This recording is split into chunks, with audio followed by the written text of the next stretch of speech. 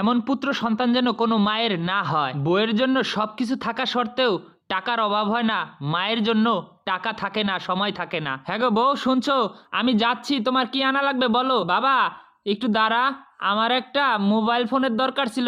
সকল বান্ধবীদের আছে, আমার নেই, সবাই ভিডিও কলে কথা বলে, আমার জন্য একটা মোবাইল এনে দিবি?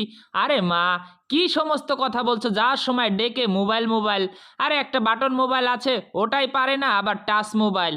এই বলে ছেলে চলে গেল। আর বড় ছেলে তাকিয়ে তাকিয়ে সব কিছু শুনলো। মা মন খারাপ করে আবার পুজো দিতে গেল। কিছুদিন পর আবার চলে আসলো ছোট ছেলে বাসায়। আরে তুমি এত তাড়াতাড়ি চলে আসলে? খোকা তুমি এত তাড়াতাড়ি চলে আসলা বাবা? আরে আমার বাবারে কতদিন যাবত দেখি না। মায়ের দিকে ছোট্ট ছেলে ফিরেও তাকাইলো না। আর তখন বউয়ের জন্য, এই দেখো তোমার জন্য নয়া আইফোন এনেছি। আমার জন্য? হ্যাঁ তোমার জন্য এনেছি। বাবা আমার ফোনটা আনলি না? আমি তো তোকে একটা ফোন আনতে বলছিলাম। ছেলে রাগ হলো। বাবা একটু দিলে কি হইতো বাবা, আমার খুব ইচ্ছা করছিল। আরে মা তুমি যা বলো না, বলছি না আমার কাছে এত টাকা টুকা নাই।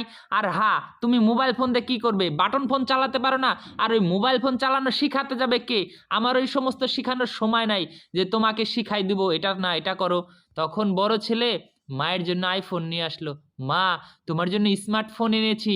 ছোট ছেলে তখন অবাক হয়ে গেল। ছোট বউ, হ্যাঁ দামি আইফোন? হ্যাঁ নাও মা। বাবা আমি দিয়ে কি করবো ইয়া? আমি তো এগুলো চালাতে পারি না, শিখতেও পারবো না।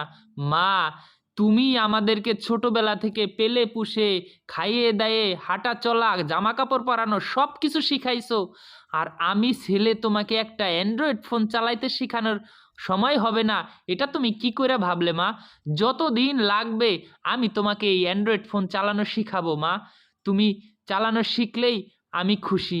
সত্যি এরকম হাজারো পুত্র সন্তানরা আছে যা কিনা মায়েকে একটু সময় দেওয়ার তাদের সময় হয় না, কিন্তু এই মায় ছোটবেলা থেকে তাদেরকে পেলে পুষে বড় করে সারা জীবন কাটিয়ে দিয়েছে শুধু তাদের মুখের দিকে চেয়ে। এই ভিডিওটা এতটুকু ভালো লেগে থাকলে সর্বোচ্চ শেয়ার করে দিবেন।